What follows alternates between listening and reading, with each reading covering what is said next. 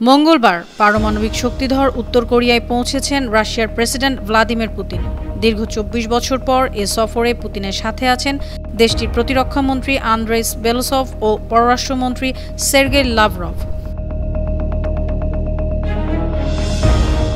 Ukraine যুদ্ধে রাশিয়াকে অস্ত্র দিয়ে সহায়তা করছে উত্তর কোরিয়া। অনেক দিন ধরে এমন অভিযোগ করছে যুক্তরাষ্ট্র, আর এ অভিযোগের মধ্যেই দেশটিতে গেলেন রাশিয়ার প্রেসিডেন্ট।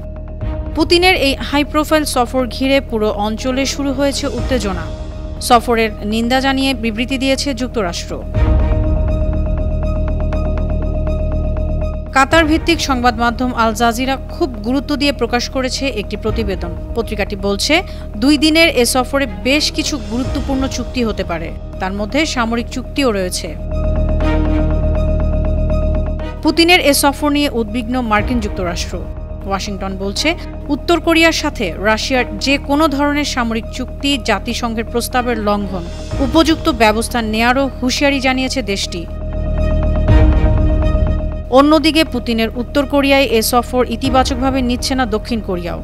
গেল শুক্রবার মার্কিন উপরাষ্ট্রমন্ত্রী কার্ট ক্যাম্পবেলের সঙ্গে ফোনে কথা বলেছেন দক্ষিণ কোরিয়ার ভাইস পররাষ্ট্রমন্ত্রী কিম হং কিউন। দক্ষিণ কোরিয়ার শঙ্কা, পুতিনের সফরের কারণে মস্কো ও পিংইয়াংয়ের মধ্যে সামরিক সহযোগিতা বাড়বে। News desk ৫২ TV.